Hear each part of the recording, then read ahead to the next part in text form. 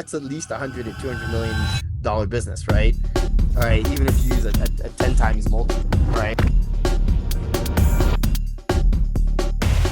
We've lost the foundation of compounding when it comes to investing, and everyone's so obsessed with the 100x return. Hello and welcome to Streetwise Economics. Today I am so excited to introduce the next guest to the podcast, Kwehnui Tawah. Kwehnui Tawah is an ex-Goldman Sachs trader, currently a serial entrepreneur based in Kenya, where he's running businesses in Nairobi. Kwehnui Tawah has many experiences as an investor, as an ex-trader at Goldman Sachs, like I said, and he has also funded multiple business ventures across the African continent. I remember that one of the things that is fascinating about Kwehnui Tawah is that he is one of those people who invested in Facebook at that time, currently Meta, startups such as Twilio, and he is someone who is very passionate about the development of the African continent. Now, join me as we navigate the personal finance, investing, and career insights, what he has learned over these past couple of years. I hope you enjoy this podcast, and don't forget to subscribe and click so that you can share this podcast to reach far and wide. Enjoy this podcast. Thank you so much. Hello and welcome, Kwehnui Tawah. I'm so excited to have you on the podcast. Welcome to Streetwise Economics Podcast. Thank you. Isaac, it's an honor to be here and excited for the conversation. Fantastic. I know it took a while for us to, bring you on this podcast. I know you are very busy. So, do you want to tell us a little bit more about, your background and what you are currently engaged in terms of your current commitments in Kenya? Sure. Happy to. I think I'll rewind a little bit and start a little bit further back. So I was born in the US, but spent about half my life on the continent and the other half in the US. But I would say my formative years were spent predominantly in the continent. Hopping around east, west, central, and north, which is where I went to school. Yes. And then I went to U Chicago for college, where I did econ and stats, right? And I would say at that point in my life, what really stood out to me was one, I got really fascinated about economics because of the global economic crisis, Yes. right, in 07, 08. And at the crux of it was the meltdown of the financial system. Yes. And so I got very fascinated in trying to understand finance. And I read two very critical books, right? Yeah. One called the Lords of Finance. Oh, I read that one. Which really, yeah. So that really opened my eyes to central banking, monetary policy, fiscal policy, and how that either helps or can potentially destroy an economy, right? A good example is the case of Germany in the 1920s, right, with hyperinflation and Yes. really bad monetary policy that led to the printing of money that then completely destroyed the German economy, right? Yes. And so that was my sort of introduction, right, to finance and the world of economics. Yes. And funny enough, as someone living on the continent at the time, right, Yes. but exposure to the West, I felt that my focus was going to be more development economics, right? So for context, my dad was working at the African Development Bank, right? So my exposure to finance was development finance, right? Interesting. And so as you can imagine, development economics was sort of top of my mind. And so I applied to U Chicago because, being one of the top economic schools, that was my dream, right? If you want to be an economist, you go to U Chicago, right? And at the time, I'd been reading a lot of the works of Milton Friedman, and I was really inspired by the monetarists, right? And having gone to boarding school in the UK, there's sort of this interesting debate, right, between the Keynesians and the monetarists, right, about like how do you, and for me, it was very much around development, right? Because if you think about a lot of the development literature at the time, right, you think about Joseph Stiglitz's book, Making Globalization Work, right? It was really about there needs to be a rethink of the development narrative and the way in which development was being executed for emerging markets, right? Yes. And so I think that for me was really the original fascination in both finance and economics when I went to Chicago. being a broke college kid, once you get exposed to investment banking versus, the salaries of being a professor, right? Investment banking becomes very tantalizing, right? And so that was really kind of what opened the door to me spending time at one of the very first renewable energy investment banks, founded by an ex-Wall Street, actually ex-Morgan Stanley Yeah. energy investment banker who is now getting into the renewable space. And so Yeah. that was my first foray into investment banking as an intern. Yes. He then opened the door for me to go to Blackstone, which opened my eyes to private equity and what private equity was doing in the US. And that's a big trend we can talk about later. No. Right. And then through that, I asked the question, look, I want to go back to Africa soon. Right. I knew very early on that I didn't want to spend 30 years in the US. Right. As much as the US is fascinating, I Yes. knew I wanted to be back in Africa. So I Yeah. wanted sort of what I would call the shortest education in US finance that would Wow. enable me to be successful on the continent. And Yes. so I asked the guy who was mentoring me at Blackstone, his name is David Blitzer, amazing guy, Wow. what would be, where would be the best place for me to go Mm. to be able to get to a place where I'm able to execute capital early on? And he Mm. told me there's no better place than Goldman. Wow. And honestly, I think true to his word, probably 9 months into my time at Goldman, I started being able to execute trades, right? And actually, deploy capital. Yeah. And very quickly, I think it's less than a year in as well, the guy who was running our team Mm. didn't make partner, ended up leaving, and as a result, I was his junior, and I was covering energy for him. And Yes. at the time, I think we had about a $2 billion energy book. So basically, I took over running this book, right? That is the Um, portfolio that you were managing. that I was looking for. $2 billion. Wow, that's big league stuff.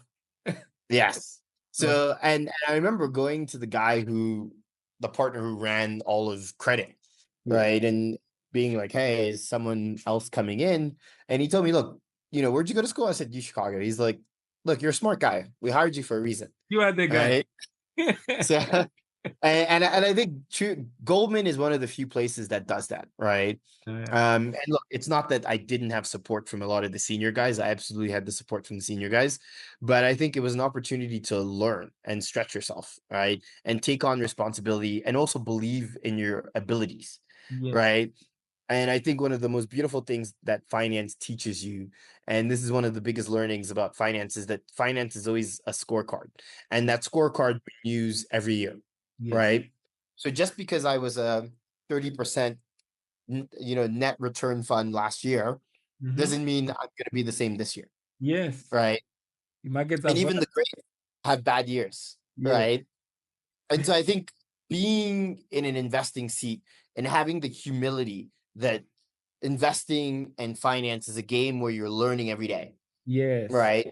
There's always new information. Yes. And so you can't be too stuck in Yes. your principles that you're unwilling to learn when new Yes. information is provided, but you Mhm. have to have enough of a foundation that Mhm. you're able to ingest and process the information to know what's relevant and what's not relevant, right? And Yes. when people ask me, like, what is the biggest thing I learned from my time on Wall Street? I would say one of the biggest things I learned was just really the value of information Yes. and the importance of deciphering between what is important Mhm. and what is not so important, Yes. right? And I think that foundation has been critical in everything that I've been doing, right? Because you take that framework Yes. of one, information gathering, Yes. information synthesis, Yes. and analysis, and then now making informed decisions based on this information, Yes. even though the picture is not complete. Yes. And you apply that framework into an entrepreneurship space. And I'll give a little bit of context on how I transitioned from being more on the investing side to now getting into entrepreneurship. Yes. I think that was born from a desire to want to move back to the continent. Yes. And, no knock on the investment professionals who work at all the top African investment firms. I think everybody has their own path, right? And I Yes. think for me, a type of finance I was always fascinated in, and that's why I gave a very detailed background, was Yes. my private equity experience Yes. made me one of those people who I just didn't believe in the idea of giving money and Yes. then waiting for the stock to perform and making money, Yes. right? Even as a public market investor, I always saw myself as an activist. I Yes. always wanted to get involved. I loved getting involved in the operation in the building, right? I see. And as Jeff Bezos's adage goes, right? How do you make the beer taste better, right? I loved getting involved in that process. Put in some And so I ingredients think, of your own as well, if possible. pardon? To put in some ingredients of your own, if possible. Exactly, exactly, exactly. And so I think for me, when I looked at the way in which these guys were executing their version of finance, it felt to me like it was very, here's capital, Mhm. here are the results I expect, go Yes. deliver, right? And these guys didn't really have operational members of their team with deep operating backgrounds on the continent, right? Yes. Those who had most of their operators were from Europe or elsewhere. Yes. Right. And I felt like these guys didn't really understand the continent, which is Yes. why if you look at multinationals on the continent, Yes. right, contrary to popular opinion, multinationals are some of the worst performers on the continent, Yes. right? When you look at sectors, and I'll give a quick analogy just to really bring this to life, right? Oh, Take the Kenyan market as a good example, right? I will fast forward to my story a little bit to really kind of bring this into context. yes. I joined Wasoko as number 2 in 2019. Right. Yes. And that's probably been my biggest success story, where we were able to take that business from being a 3 million revenue business to being an over 300 million revenue business. Wow. And if you think about it, what a lot of people used to ask me was like, what are you selling? And I think most people would expect that the vast majority of the products that we're selling are foreign manufactured goods by the likes of Unilever, Procter and Gamble, Yes. Nestle and all these big multinationals, right? Who for a long time, right, had pretty significant market share on the continent. What was interesting is if you look at our portfolio, I argue at the time, right, I stepped down full time in 2022. At Mhm. the time, probably 90% of our product volume Mhm. was coming through local manufacturers, Wow. right? And so this is CPG as a percentage of consumer disposable income Mhm. represents anywhere from about 30 to in some cases 40% of consumer income, Wow. right? And so if you think about what that does for development, right? And this comes back to my thesis of like why I'm so big on the private sector for development Yes. is if you think about the cycle of capital, Yes. right, that flows, a manufacturer gets a loan from a bank, Yes. invests in a manufacturing facility, produces a product, sells it to a local consumer, Yes. takes that capital back, invested in jobs. They Yes. go buy other products, Yes. right? Now you start creating an ecosystem in Yes. which capital is allowed to be, it's about M2, right? Back to kind of like basic economics, right? Money velocity.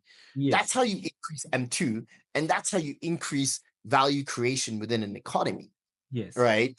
And so fundamentally, when I was looking at the continent, I said, look, if all we're doing is providing capital, but to your point, we're not providing incremental ingredients to Yes. accelerate the velocity of that capital appreciation, Yeah. then fundamentally, all that's going to happen is you're going to keep throwing a lot of money Yes. at the very few opportunities that exist Yes. versus creating the novel opportunities, Yes. right? And so I took a step back and said, okay, how do I learn how to create these novel opportunities? And I didn't want to go to the existing multinationals and large players, MTN and the rest, Yes. because I felt like because of their success, those guys weren't thinking ahead, Yes. right? But coming from Goldman, going to a very early stage startup, I think would have been a bit of a leap, right? Yeah. And so I felt that Jumia was a nice middle ground of being early enough, but Yeah. being late enough that it was still a little bit safe. Yeah. But I think one thing that I would point out, for your audience is Yes. that you still have to take a salary cut. I Yeah. took about a 75% salary cut Wow. in order to make this happen. Right. And I think one of the biggest Why challenges I giving find, us like numbers because yeah, sure. You yeah, no, feel I mean, comfortable. I went from almost 200,000 a year to 50,000. Wow. I don't know if I Yeah. would do that. Look, you're not alone. You're not alone. I have many friends who are unwilling to do that, right? But I think if you want to be successful on the continent, Yeah. right, especially if you're coming back early in your career, I think those are some of the judgment calls you're gonna have to make, Yes. right? but I looking back, I would do it all over again, Oh, right? No regrets. And the reason being, I was able to come in early enough that I was able to see Jumia, migrate from being this successful early stage startup, transforming into a corporate, right? Experience the journey of that transformation, experience an IPO, yes. leave after the IPO, and then go to Soko Watch, now called Wasoko. Yes. And Dear viewer, thank you so much for tuning in to this podcast. I really appreciate you tuning in. But did you know that only 10% of all the people who watch this podcast are subscribed? So if you're one of those people who are not subscribed, I highly encourage you to subscribe so that you can get notification when I post new podcast and other content on personal finance and investing. In return, I promise you one thing. I will bring in guests from different parts of the world who have different experiences in personal finance, investing, and from different career walks. Now, the goal is to inspire you and to have these people in conversation with me share their experiences so that we can both learn from each other. If you have any questions, you can also put them on the comments so that we can respond to your comments. I hope you enjoy this episode. Have a wonderful time and may the markets be with you. Wasoko, and then watch that company go from a much younger company than where Jumia was when I joined, right? Wasoko was when I joined 3 years old, and watch it grow from less than 30 people to over 1,000 employees, and then go from just trying to drive product market fit into actually getting into company building. Wow. Right. And I think one thing, and there's a very interesting debate happening in Silicon Valley in the VC world right now about founder mode versus manager mode, right? And I'm sure you've seen a lot of this trending. Yeah. And I think it's interesting because the way I would frame that is 0 to 1, 1 to 100, and then 100 to 1 billion, Okay. right?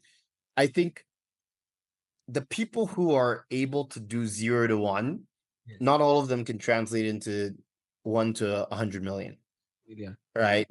And very few, right, can translate from 100 million to 1 billion. Yes. And even those who do it, right? It was very interesting. I love listening to the All In podcasts, right? And they were highlighting even those who do it with a lot of support, right? They were talking about the Google story with Larry and Sergey, right? Eric Schmidt had to guide them on that journey. Yes. Meta Now with there's the Zuck. Columbia story that they've been talking about as well. Exactly. So I think fundamentally for me, even within Jumia, I was doing 0 to 1. At Wasoko, I did 0 to 1, then I did 1 to 100, right? And then I realized after 100, the work gets very different, right? And especially in a space like the continent where you just don't have a lot of people who have the experience of going from that 100 to 1 billion. Yes. And so the management capacity is just lacking because even a lot of your multinationals are not operating at that scale, right? And so as a result, you realize that your work is actually building the management layer, right? And when I talk about management layer, I don't mean C-suite. I'm talking about fundamentally the people who do the real company building in an organization are the middle managers, right? And if you don't build a strong middle management layer, right, eventually what happens is that the C-suite ends up doing a lot of the thinking and all the middle management does is execution, right? But you need the people as close to the ground also helping with the strategy. Because if they're not, what ends up happening is that you think you're seeing the road very clearly, but because your vantage point is so far away and you're trying to do this across multiple countries, you get it wrong. Yes. Right. And so I think there's a lot of lessons there that I can share. But I think long story short, did Wasoko from Wasoko, the I felt like the Holy Spirit was calling me to do more in healthcare. And for me, healthcare has always been a passion. Actually, the first business plan I wrote before moving back to the continent was actually pharmacy benefits model, looking at the pharmacy as sort of the first point of contact within the healthcare ecosystem, Yeah. right? But ended up shelving that idea, but revisiting it when COVID hit, right? Because at that time is when I really started getting back into my investing roots, but shifting from being more of a public market investor, right? So if I kind of rewind a little bit back in college, yeah, I think I shared this when I came to Vancouver, Yes. right? I started a hedge fund with some friends, and we were doing basic public market investing, right? And carried that to Goldman, where it was a little bit of public slash Yeah. private, right? Because we were doing a combination of equity and debt.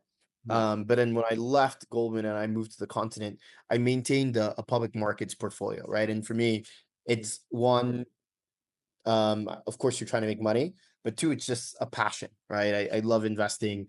I love, as I said, the learning process of investing. So maintaining that was part of that. But Yeah. as I started kind of thinking, I started looking at like, okay, Mhm. there's a lot of early stage companies who are asking me to invest.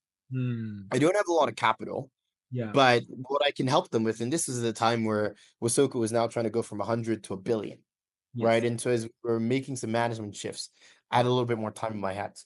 Hmm. And so what I started looking at was that what is more valuable to these companies than just any money that I can give, right? Because the max I could give was maybe $5,000, $10,000.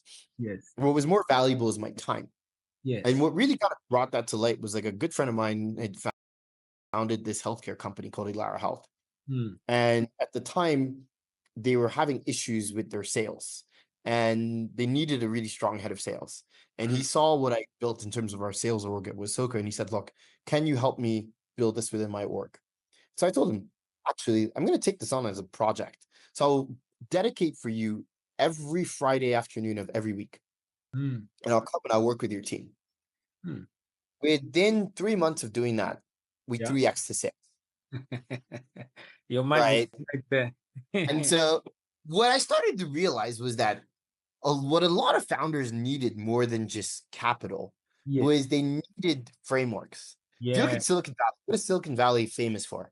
Yes. Someone does something, they do it well, Yeah. someone documents it, they take that framework and then they knowledge share. They replicate.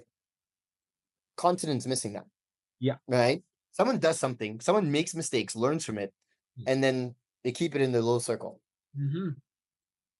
And so what I started realizing was that if you start democratizing some of this knowledge sharing, particularly in the 0 to 1 part of the journey, you Yes. can help people avoid so many deadly mistakes. And that That. just optimizes the level of success. I'm not saying all of these are going to be billion-dollar outcomes, Yes. but for me, I think what my investment philosophy with a lot of these early stage African companies was not that I'm investing in the next unicorn, but I'm investing in category leading companies that are going to be number one in their category. Whether number one means 20 million, 30, 40, 50, 100 million in revenue, they're going to be number one. They're going to have high margin potential, right? Where they can generate 40, 50% gross margins. They can generate 20, 25% EBITDA margins, and they're going to be highly free cash flow generative. And these Yes. businesses can compound for years. Yes. And so for me, that basically kind of became the framework and how I started looking at my angel investing. So contrary to what a lot of people do, where they focus on, I'm trying to find the next Uber or the next unicorn. I'm like, look, I'm so busy. I have no time to figure out what's going to be the next Uber, but I can tell what's going to be a category leading business in a sector that I think is ripe for disruption. And if I believe that that sector has enough TAM that you can capture, then you can build a decent business, right? That doesn't have to be a unicorn. And as an early stage investor where you're coming in at less than $2 million valuation, right? A business that's doing 50 million in revenue at 25% EBITDA margins, right? That that's at least 100 to 200 million dollar business, right? All right, even if you use a 10 times multiple, right? And so I think there's huge opportunity, right, to look at businesses like that and just compound, right? So back to the Buffett principles of compounding, right? Yes. I think we've lost the foundation of compounding when it comes to investing, and Yes. everyone's so obsessed with the 100x return that I don't know. So anyway, left and went to good life, right? And I think for me, I say that that's my MBA in healthcare. Yeah. And the reason I did it was because I wanted to just get deeper into the healthcare space and figure out, how do I really help make the space better, right? Because COVID, I think it's the grace of God that Africa did not have as bad a COVID experience as everybody else, right? But I think we can't then just relax just because the grace of God has saved us. We need to actually build systems to make sure that the next COVID that comes, we're ready. You know what I mean? And so I said, look, let me figure out how I use my time to help drive outcomes because I don't have the capital that like Bezos to move the needle, right? Yeah. And so Good Life basically gave me the foundation of there's a space within healthcare that I call Med Beauty. Yes. And I think this space plays a role in impacting people's lives in different ways. What do I mean? Mm-hmm. Foundationally, beauty is about identity. Yes. And beauty, fundamentally for most people, helps you build a sense of self-esteem and self-confidence. Yeah. Right? Because for the most part, that's how we present ourselves to the world. Right? That's how you usually get judged. Right? And so what I figured out was that with Med Beauty, what are you doing? Right? I'm not just trying to solve something aesthetic. I'm solving what's in the mind of a customer, a fundamental problem. Right? I have hormonal acne. I'm getting severe breakouts. Those breakouts are leaving dark spots on my face, or they're leaving scarring on my face. And I'm trying to figure out, how do I solve this problem, right? And fundamentally, on the continent, you have two problems. Number one, access to beauty experts, right? It's either too expensive, right? Where you take Kenya as an example, it'll cost you on average $35. The average person in Nairobi makes $300. So you're spending 10% of your income on a consultation, That's a right? lot. Doesn't make sense, right? And that's before products and the rest, right? So if you include all that, you're probably spending 20 to 25% of your income just on your beauty products, right? And consultation. And so what have we done? We've basically enabled virtual consultations for free. Okay. Right. So you can meet with one of our experts for free. And our experts are all in-house. So it makes it a lot cheaper for us to be able to do this, right? Because it's not a variable cost, it's a fixed cost. So we've turned it variable cost to a fixed cost, which means we can amortize that across a large number of people. And because we're not doing it with a physical facility, we can just see more patients than you could in a physical facility, right? And so if you think about it from a cost perspective, we're amortizing the cost of this across a larger number of clients, and we're enabling access to clients that are not geographically located near one of these facilities, right? Because that's the other problem, is if you don't live in Nairobi, 90+% of the dermatologists live in Nairobi. So if you live in Western Kenya, good luck. You live in Northern Kenya, good Maybe luck. Meru.